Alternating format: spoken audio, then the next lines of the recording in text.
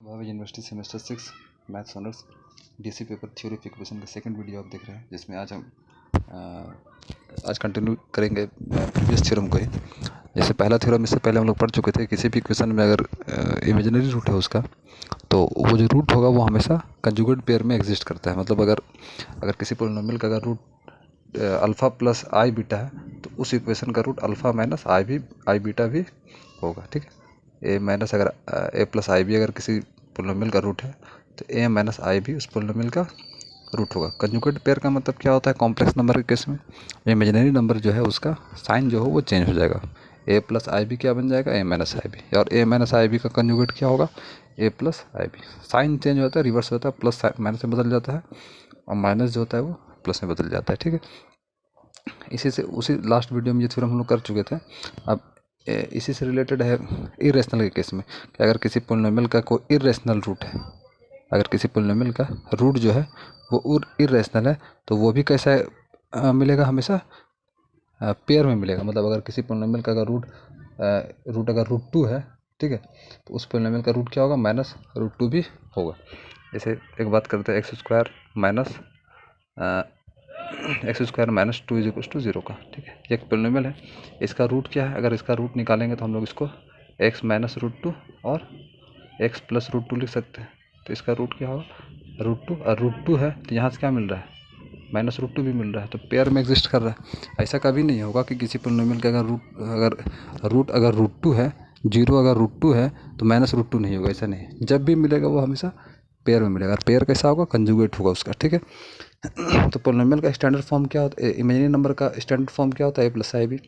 तो irrational number का standard form क्या होता है? Alpha plus root under beta. ऐसे तो अगर मान लेते हैं इन जनरल, अगर बात करते हैं कि इरेशनल नंबर कैसा होता है, तो ऐसा स्क्वायर रूट होता है जिसमें जो परफेक्ट स्क्वायर ना हो। क्योंकि अगर परफेक्ट स्क्वायर हो गया तो इरेशनल तो होगा, जैसे रूट अंडर 9, ये तो 3 हो गया, तो इरेशनल नंबर है नहीं। तो ऐसा इसके अंदर नंबर होना चाहिए जो परफेक्ट स्क्वायर जिसका नहीं मिल सके। जैसे 2, 3, 4 ये सब नंबर क्या है? परफेक्ट स्क्वायर में नहीं, तो ये इरेशनल नंबर है। तो इसको इस तरह से रूट अंडर बीटा। लेकिन स्टैंडर्ड फॉर्म क्या होता है? Alpha plus root under beta. Alpha कुछ भी, कोई नंबर भी हो सकता है, रियल नंबर हो सकता है। जैसे 1 प्लस रूट अंडर 2, ये भी तो इरेशनल है। 1 प्लस रूट 2 भी इरेशनल नंबर है, रूट 2 भी है। तो स्टैंडर्ड फॉर्म क्या लिखते हैं? Alpha plus root beta. उसी तरह से जैसे कॉम्प्लेक्स नंबर को लिखते हैं ए प्लस आई बी। 2i भी इमेजिनरी नंबर है और 1 प्लस 2i भी इमेजिनरी नंबर है। तो स्टैंडर्ड फॉर्म क्या होगा? स्टैंडर्ड फॉर्म वो होगा जिसमें सभी पॉसिबिलिटी को लेकर चला जाता है। तो इसलिए ये इसका स्टैंडर्ड फॉर्म है। तो अभी हम लोग का थ्योरम जो है वो यही है, अगर किसी पोलिनोमियल का, किसी इक्वेशन का अगर root A plus alpha plus root beta है, तो उसका जो रूट होगा अल्फ़ा माइनस रूट बीटा भी होगा। ठीक है, तो एक कंसिडर करके चलना है पहले कि उसका रूट क्या है? Alpha plus root beta. Let f x भी पोलिनोमियल मान लेते हैं कि एफ एक्स क्या polynomial, and x plus alpha plus root beta भी इट्स रूट। इसका एक रूट है। किसी पोलिनोमियल का अगर जितना डिग्री है उतना उसका रूट होता है ना। तो अगर पोलिनोमियल एफ एक्स का डिग्री अगर मोर देन 1 है, तो इसका रूट भी क्या होगा? मोर देन 1 ही होगा। ठीक है, अब हमको प्रूफ क्या करना है? We have to prove that x is equal to alpha minus root beta is also it's root. हमको ये दिखाना है कि अल्फ़ा माइनस रूट बीटा भी क्या होगा? इसका रूट होगा। ठीक है, अच्छा, अल्फ़ा प्लस रूट बीटा इसका रूट है, मतलब x minus alpha plus root beta क्या होगा? इसका फैक्टर होगा। पढ़ चुके हैं कि अगर x इज इक्वल टू 2 किसी का पोलिनोमियल का रूट है, तो x माइनस 2 क्या होगा? उस पोलिनोमियल का फैक्टर होता है। तो उसी तरह से अगर ये इसका रूट है तो इसका फैक्टर होगा। So divide the polynomial f x by, इसको फैक्टर फॉर्म में कैसे लिखेंगे हम लोग? X minus alpha plus root under beta into, इसको कैसे फैक्टर फॉर्म में लिखेंगे? X minus alpha minus root under beta. और इसी को इक्वल में कैसे लिख सकते हैं? X minus alpha minus root beta. इसको कैसे लिख सकते हैं? जब ब्रैकेट ऑन करेंगे तो एक्स माइनस अल्फ़ा, और ये माइनस माइनस क्या हो जाएगा? प्लस। तो मतलब एफ एक्स को हम लोग किससे डिवाइड कर रहे हैं? एफ एक्स जो है इस पोलिनोमियल से डिवाइड करते हैं। इसको मल्टीप्लाई करेंगे तो कैसे मल्टीप्लाई करेंगे? इसको मल्टीप्लाई और सिंप्लीफाई कर सकते हैं।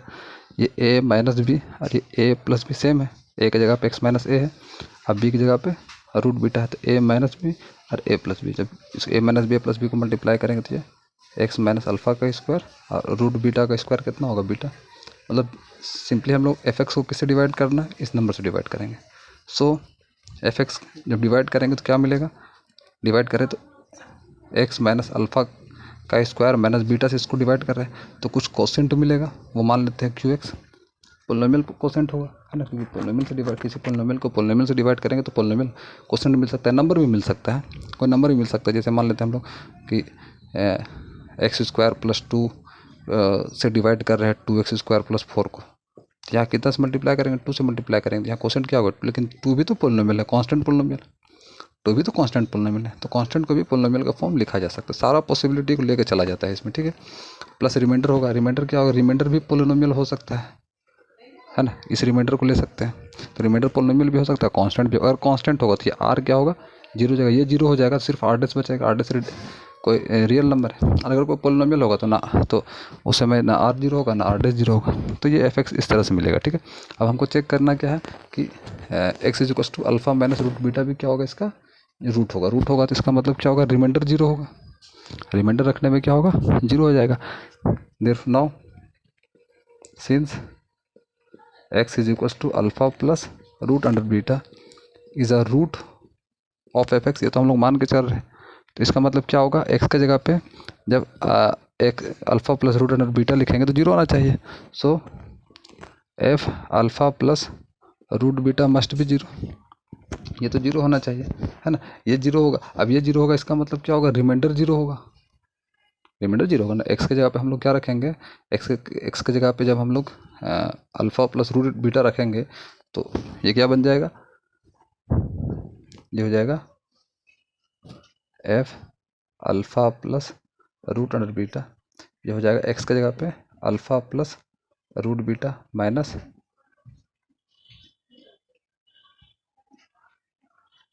अल्फ़ा का स्क्वायर माइनस बीटा, क्यू की जगह पे फिर अल्फ़ा, जहाँ जहाँ एक्स है उस जगह पे अल्फ़ा प्लस रूट बीटा को रिप्लेस करेंगे, फिर r into alpha plus root under beta plus are dash, ये आर डैश ये अल्फ़ा अल्फ़ा कट जाएगा यहाँ से, रूट अंडर बीटा का स्क्वायर कितना होता है, बीटा होगा। अब बीटा माइनस बीटा कितना हो जाएगा, तो जीरो, ये पूरा पार्ट कितना हो गया, जीरो, जीरो इंटू दिस, ये जीरो हो जाएगा, प्लस में क्या बचेगा, r times of alpha plus root under beta plus are dash, ठीक है। लेकिन अल्फ़ा प्लस एक्स के यहाँ पे alpha plus root under beta रख रहे हैं, ये कितना आ रहा है, जीरो आ रहा है ना, मतलब ये पूरा नंबर किसके बराबर होगा, जीरो के बराबर होगा, ठीक है। यहाँ तक रोक के वीडियो को पॉज करके इसका नोट्स बना लीजिएगा, आगे बढ़ते हैं।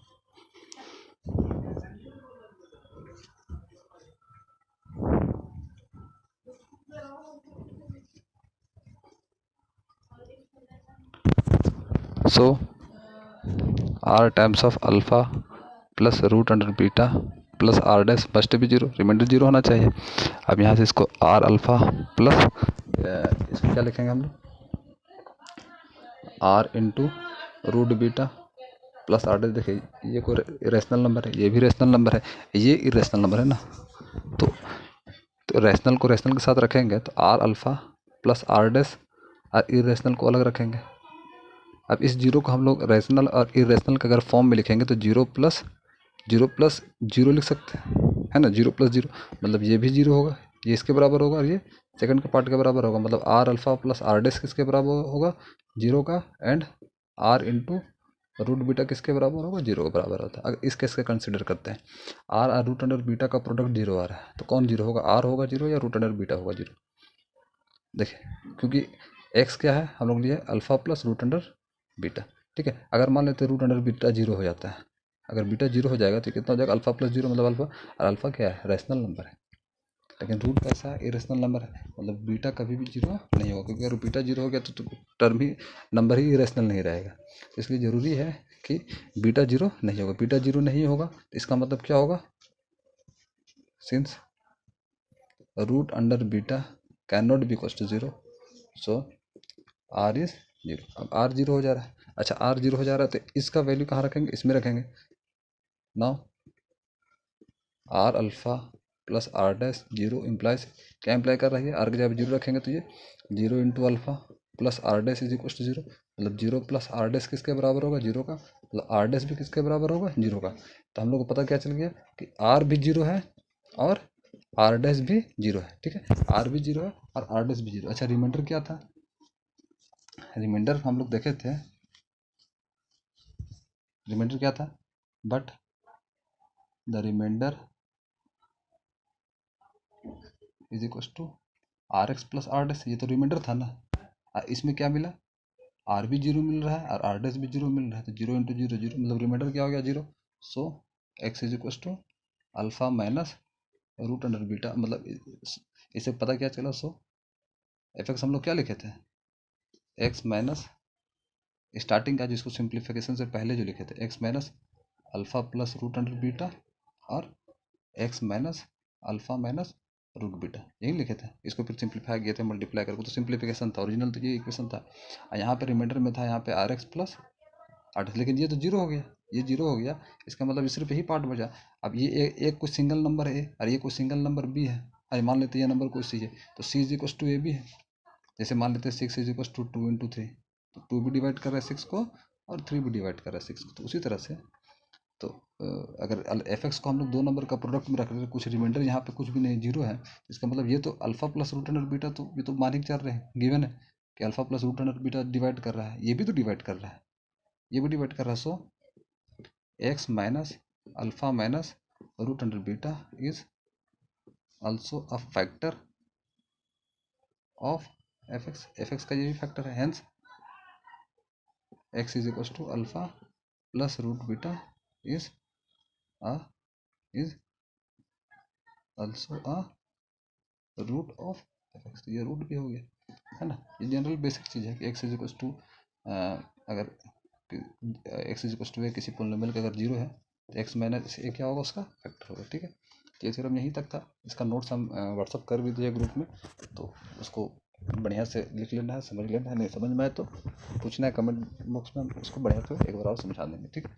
अब आगे बढ़ते हैं, जो सिलेबस का इंपॉर्टेंट पार्ट है, सिंथेटिक डिवीज़न, बहुत इंपॉर्टेंट है कम्पिटिटिव व्यू से, चाहे वो किसी भी कंपटीशन का एग्ज़ाम हो, रेलवे, एसएससी, बैंक, किसी का भी एग्ज़ाम हो, तो ये सिंथेटिक डिवीज़न जो है आपको और सब स्टूडेंट से एक कदम आगे रखेगा उसमें, क्योंकि सिंथेटिक डिवीज़न लगभग मैथ्स का स्टूडेंट भी अगर कोई है simple first semester second semester तक ये कहीं नहीं पढ़ना है, ये डायरेक्ट पढ़ना है सेमेस्टर 6, तो जाहिर सी बात है कि कभी अपना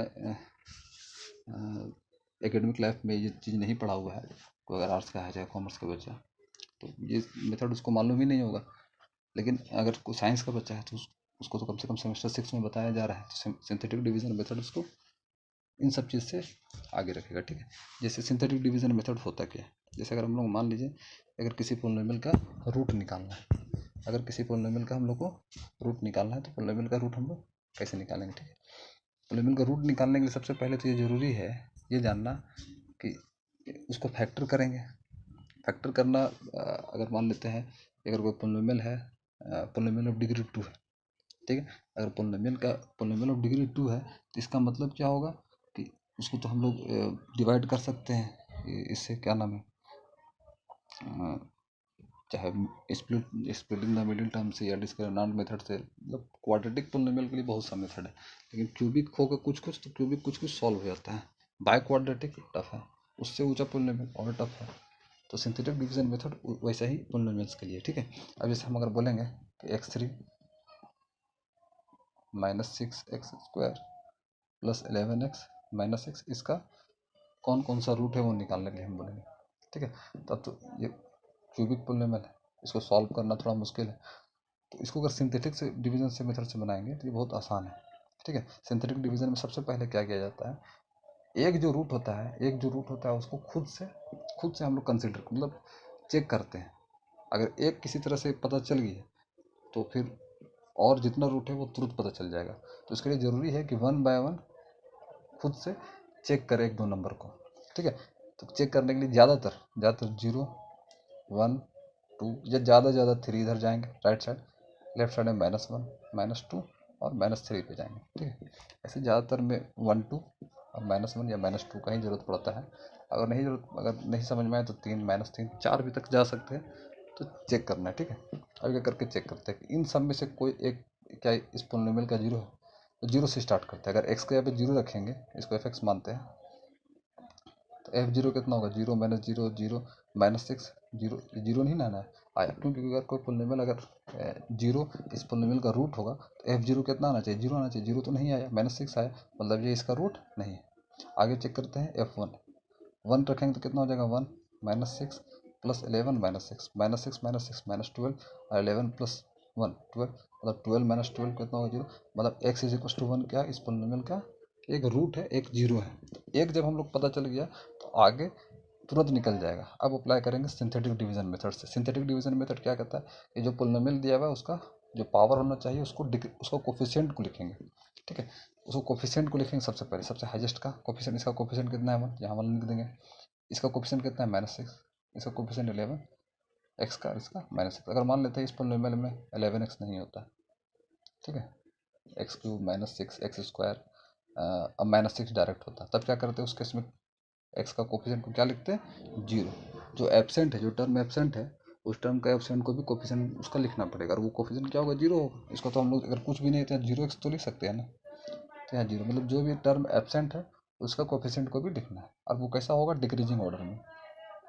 डिक्रीजिंग ऑर्डर ये x cube x square x, अब ये टर्म लिख देंगे, ठीक है। अब एक जो रूट हम लोग को मिला है उसको यहाँ लिखेंगे। पता चल गया था कि एक वन जो है इस पोलिनोमियल का एक रूट है। एक वन मतलब एक रूट के हेल्प से बाकी रूट को हम लोग निकालते हैं, ठीक है। ये लिखने के बाद सबसे पहले क्या होता है, इसको डायरेक्ट वन का वन लिखेंगे, ठीक है, वन का वन लिख दिए। अब मल्टीप्लाई कर दो, जो भी यहाँ पे पहला टर्म होगा उसको जो है उसको नीचे उतार देना है, इसको नीचे उतार दिए। अब इन दोनों को क्रॉस मल्टीप्लाई करेंगे, वन इंटू वन कितना हो जाएगा, वन, तो इसको यहाँ लिखेंगे। वन इंटू वन वन आया, तो इसको यहाँ टू, अगर यहाँ पे मान लेते टू रहता तो इस जगह पे टू लिखते, तो वन टू जा टू, तो यहाँ पे टू लिखता। अच्छा, माइनस सिक्स प्लस वन कितना हो जाएगा, minus six plus one, subtract नहीं करना है, डिवीजन में सब्ट्रैक्ट करते थे, लेकिन यहाँ पे नहीं, जो लिखा हुआ है भाई, क्या लिखा हुआ है, माइनस सिक्स, यहाँ कुछ भी नहीं तो प्लस का साइन तो है ना खुद से, यहाँ क्या लिखेंगे, माइनस सिक्स प्लस वन, ये कितना हो जाएगा, माइनस फाइव। यहाँ पे क्या लिखेंगे, माइनस फाइव। यह अब माइनस फाइव, वन इंटू फिर माइनस फाइव करेंगे, तो वन इंटू माइनस फाइव कितना होता है, माइनस फाइव। माइनस फाइव को तुरंत इसके नीचे लिखेंगे, तुरंत माइनस नीचे लिखेंगे। अभी क्या हो गया, 11 माइनस फाइव, 11 माइनस फाइव कितना होता है, सिक्स। 11 माइनस फाइव कितना होता है, सिक्स। अब 11 माइनस फाइव सिक्स हो गया, है ना। अब फिर इसको और इसको मल्टीप्लाई करें, मतलब जो टर्म आते जाएगा उसको वन से मल्टीप्लाई करके अगला टर्म के नीचे उसको लिख देना है। वन इंटू सिक्स मल्टीप्लाई करेंगे तो कितना आएगा, सिक्स। ये कितना हो जाएगा, minus six plus six, zero.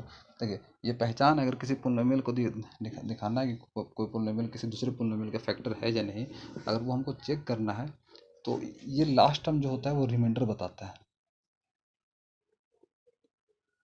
Last time क्या बताता है, ये इसका रिमाइंडर बताता है। तो रिमाइंडर कितना आ गया, जीरो, रिमाइंडर जीरो आ गया, इसका मतलब x is equal to one कितना है, रूट है। ये भी पहचान है, अगर कैलकुलेशन में मिस्टेक है तो यहाँ पे जीरो नहीं आएगा, जीरो नहीं आया इसका मतलब कैलकुलेशन मिस्टेक है।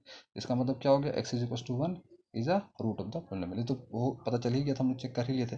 आगे वाला और क्योंकि क्यूबिक पोलिनोमियल है तो इसका एक रूट तो हो गया, और दो रूट हम लोग को चाहिए, वो कैसे निकलेगा, तो ये बाकी जो रूट है वो इसके हेल्प से निकलेगा।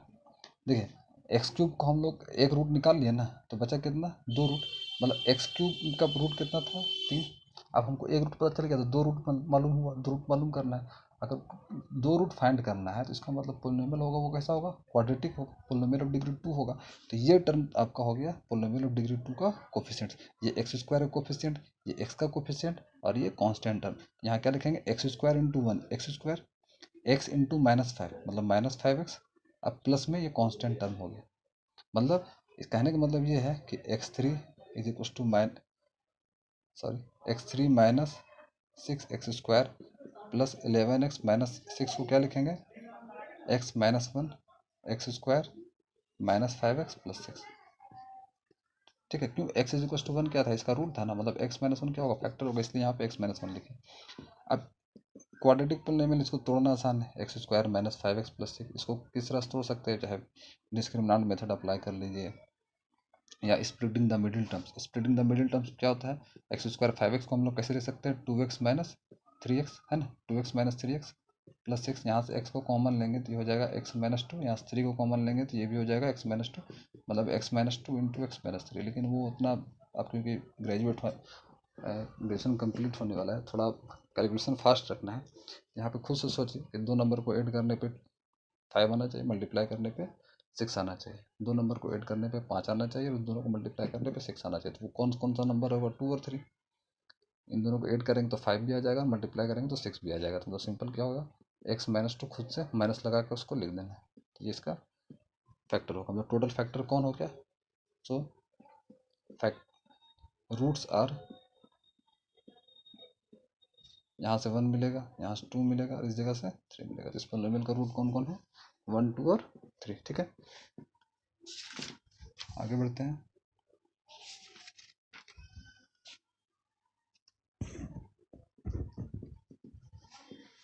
एक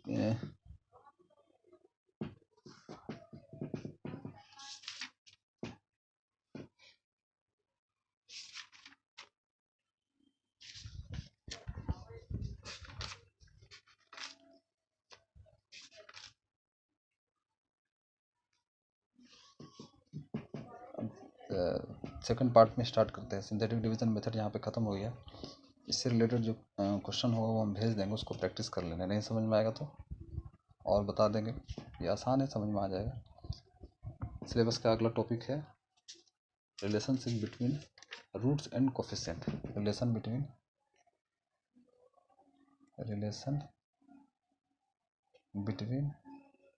रूट एंड कोफिशिएंट और रूट में के बीच में क्या रिलेशन। ठीक है, हम इसका फोटो भेज चुके हैं ग्रुप में, फोटो को देख लेना है।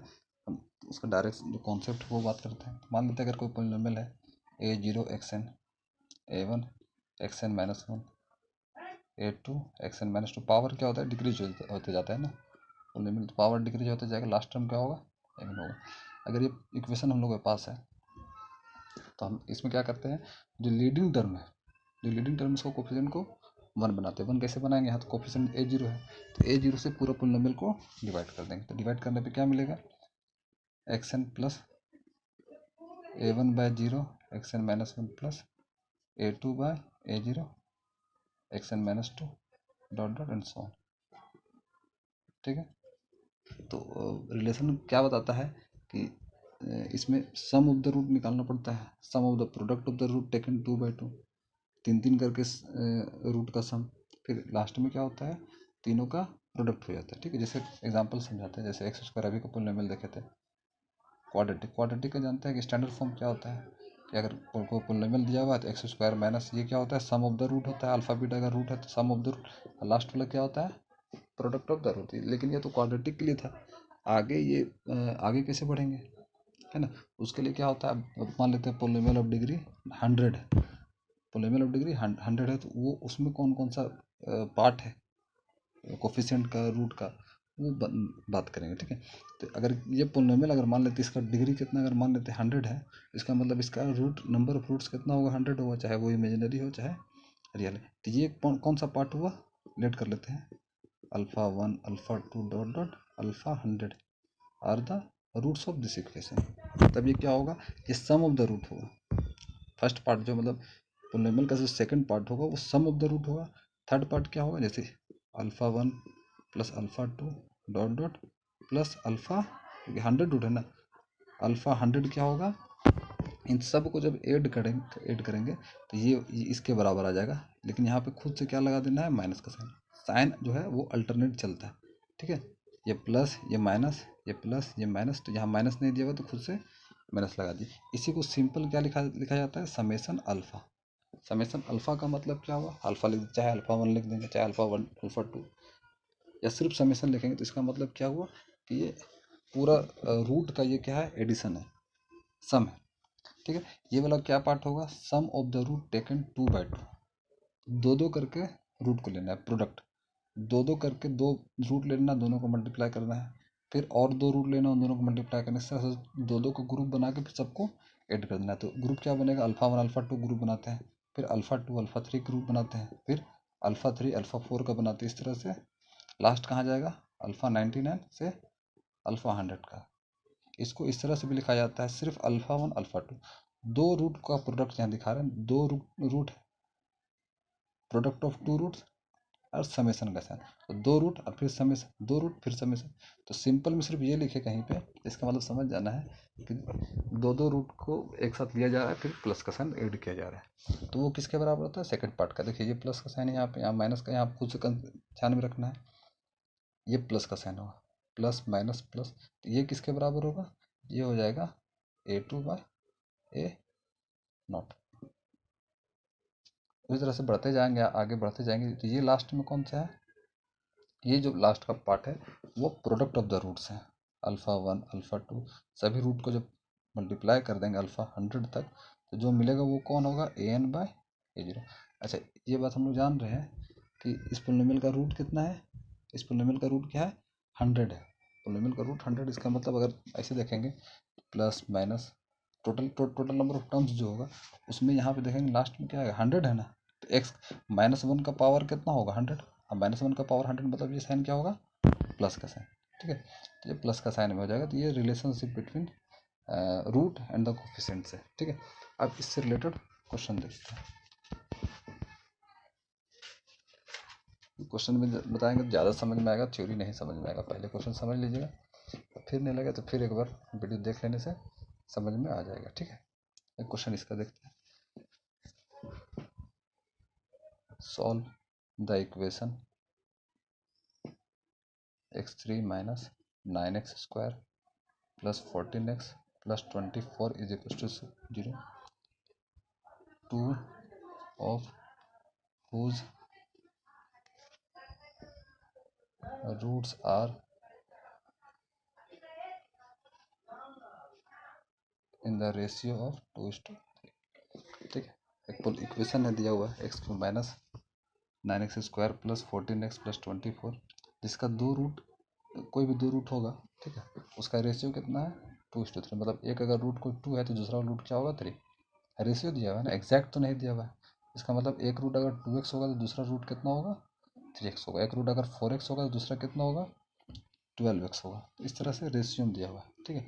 अच्छा, क्यूबिक पोलिनोमियल इसलिए इसमें नंबर ऑफ रूट्स कितना होगा, नंबर ऑफ रूट्स 3 होगा। तो हमको 2 रूट का रेशियो दिया हुआ है ना, तीसरा तो नहीं मालूम है, तो तीसरा को मानना पड़ेगा, क्लियर कर लेंगे। द रूट्स आर, यहाँ से क्या मिलेगा, x मान लेते हैं तो 2x, x तो पहले से लेक्चर है, सॉरी, तो a मान लेते हैं या अल्फा मान लेते हैं, 2 अल्फा। यहाँ से कितना मिलेगा, 3 अल्फा, क्योंकि खुद बोल रहा है कि 2 रूट ऐसा है कि उन दोनों का रेशियो कितना है, 2 और 3 का रेशियो। तो अगर पहला रूट 2 अल्फा होगा, दूसरा 3 अल्फा होगा। अच्छा, पहला यहाँ पे ये बताया नहीं जा रहा है कि कौन 2 रूट के बीच में रेशियो 0 है, पहला दूसरा के बीच में, पहला तीसरा के बीच में, सब नहीं बताया जा रहा है, इसलिए इसके बारे में नहीं सोचना है। कोई भी 2 हो सकता है, तो इसलिए मान लिया 2 अल्फा 3 अल्फा।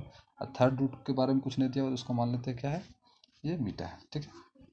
अच्छा, गिवन क्या है, पोलिनोमियल जो हम लोग पास गिवन है वो इस फॉर्मेट में x³ - 9x² + 14x + 24 = 0। हम बताए थे कि इसको अल्टरनेट फॉर्म में, साइन के फॉर्म में लिख लेना।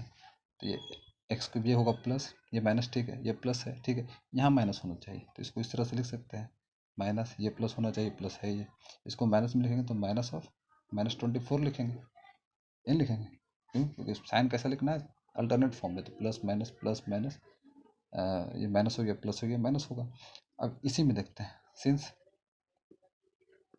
2 alpha 3 alpha and beta are the roots, क्योंकि ये रूट है, तो इसका मतलब क्या होगा, first part sum of the root, second क्या होगा, sum of the root taken 2 at a time. ये क्या होगा, लास्ट वाला जो होता है, लास्ट टर्म जो कांस्टेंट टर्म होता है वो प्रोडक्ट ऑफ द रूट बताते हैं, प्रोडक्ट ऑफ द रूट बताता है लास्ट वाला टर्म, ठीक है।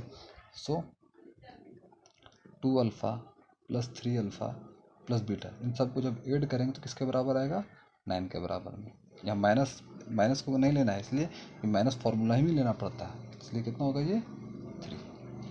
फिर इसके बारे में देखेंगे क्या करेंगे, दो का प्रोडक्ट लेंगे, तो 2 × 3 अल्फा, ठीक है, इन दोनों को मल्टीप्लाई, अभी इन दोनों को मल्टीप्लाई करेंगे, 3 अल्फा × बीटा। अब इसको और इसको मल्टीप्लाई करेंगे तो 2 अल्फा × बीटा, ये किसके बराबर होगा, 14 के बराबर, ठीक है। अच्छा, यहाँ से क्या मिलेगा, 2 अल्फा × 3 अल्फा × बीटा, ये किसके बराबर होगा, -24 के बराबर होगा, ठीक है। अब इसी को आगे बढ़ते हैं, सॉल्व करते हैं, और अल्फा और बीटा निकाल लेना है फिर कि अल्फा और बीटा कितना होगा। उससे हम लोग तीनों रूट पता चल जाएगा। यहाँ से क्या मिल रहा है, ये 5 alpha plus beta is equal to 9। यहाँ से क्या मिलेगा 6 अल्फ़ा स्क्वायर। यहाँ से क्या मिलेगा 3 alpha beta plus 2 alpha beta is equal to 14।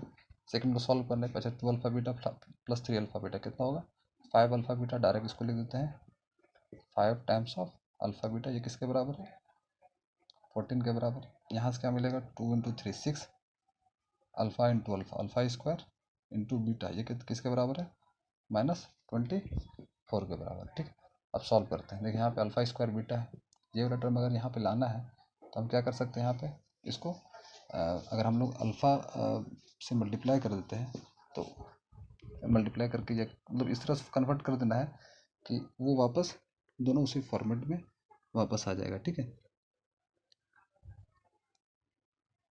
अब इसको अगर हम लोग मल्टीप्लाई करते हैं इस इक्वेशन को, इसको अगर मल्टीप्लाई करते हैं हम लोग अल्फ़ा से इसको, तो ये हो जाएगा 5 alpha square plus alpha beta is equal to 9। ये ना आएगा 5 alpha square plus alpha beta is equal to 9। अब इसको अगर हम लोग सब्ट्रैक्ट कर देते हैं, ठीक है, इसको इसके साथ अगर सब्ट्रैक्ट कर देते हैं तो ये क्या आ जाएगा, सब्ट्रैक्ट करेंगे तो 6 alpha square minus 5 alpha square कितना होगा अल्फ़ा स्क्वायर, और ये आ जाएगा आपका 5 alpha beta minus alpha beta, ये कितना हो जाएगा 4 अल्फ़ा बीटा। यहाँ से कितना हो जाएगा 14 माइनस 9, ये कितना होगा 5 हो जाएगा। ये इक्वेशन हम लोग के पास था ही 6 alpha square beta is equal to -24। अच्छा, यहाँ से अगर अल्फ़ा स्क्वायर निकालेंगे तो अल्फ़ा स्क्वायर कितना होगा अल्फ़ा स्क्वायर की जगह पे -24 बीटा यहाँ से निकलेगा इस जगह से। ठीक है, तो इस जगह पे इसका वैल्यू जब रख देंगे तो ये सॉल्व करने पे ये इतना आएगा 19 alpha square -45 alpha plus 14 is equal to 0।